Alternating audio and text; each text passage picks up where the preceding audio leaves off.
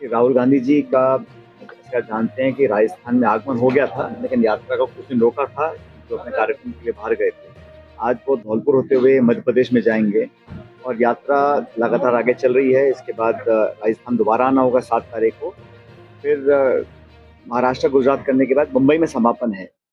यात्रा का उद्देश्य राहुल जी का पहले भी आप जानते हैं कि लोगों से जुड़ना है, जिनको न्याय नहीं मिला उनको न्याय दिलाना है। जो वंचित वर्ग है, महिला है, किसान है, नौजवान है, जिन लोगों की बात को सुना नहीं जाता, उनकी आवाज़ को ताकत देने का काम राहुल जी कर रहे हैं।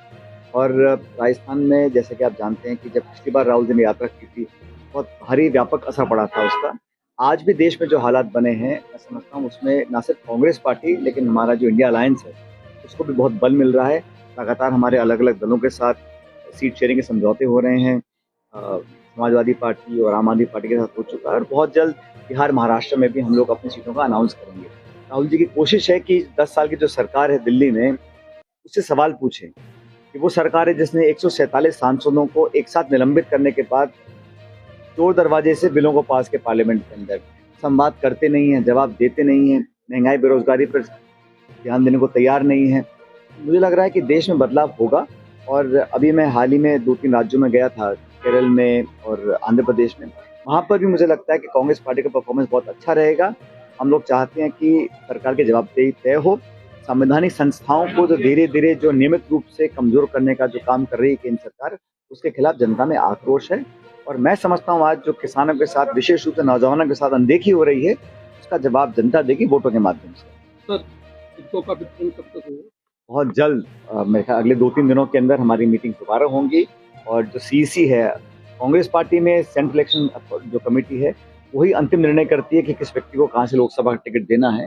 और कई दौर की चर्चाएं हो चुकी हैं, और बहुत जल्द मुझे लगता है कि दिल्ली से टिकटों के उम्मीदवारों की घोषणा हो जाएगी। विधानसभा चुनावों में जो गलती हुई है, क्या लोकसभा चुनावों में देखने को मिल देखिए, सकती है? चुनाव में प्रदेश में हार जीत होती रहती है, लेकिन भाजपा और कांग्रेस का जो जीत का अंतर है वो 1.5% है, तो बहुत ज्यादा अंतर नहीं था। और ऐसे बहुत सी सीटें हैं जहां पर मुझे लगता है कि कांग्रेस पार्टी को कामयाबी मिलेगी।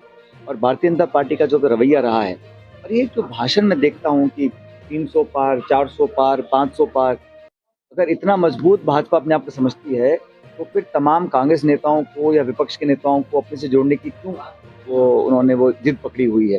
कहीं ना कहीं असुरक्षा जहन में है, क्योंकि वास्तविकता अलग है। यही 2004 में हुआ था, जब वाजपेयी जी प्रधानमंत्री थे, तो इंडिया शाइनिंग का नारा दिया था। इंडिया शाइनिंग करके उन्होंने चुनाव 6 महीने पहले करवाए, और फिर सरकार कांग्रेस पार्टी की बन गई थी।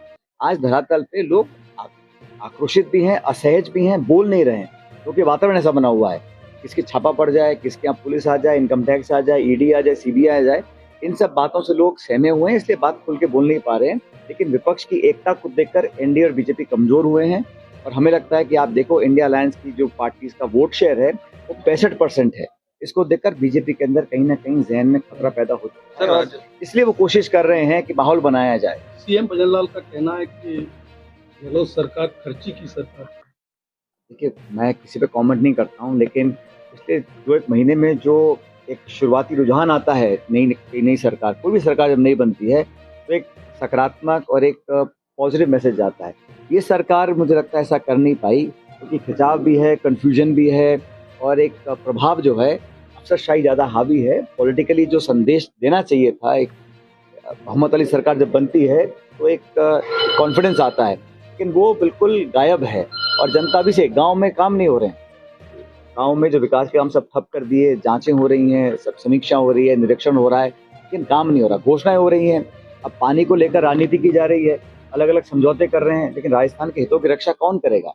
चुनी हुई सरकार को करना चाहिए, स्पष्टता से बताना चाहिए, पारदर्शी तरीके से बताएं कितना पानी मिल रहा है, कितना मिलेगा। अब सिर्फ धन्यवाद हो रहा है, प्रचार हो रहा है और प्रोपेगेंडा हो रहा है, लेकिन पब्लिक सारी बातों को देखती है।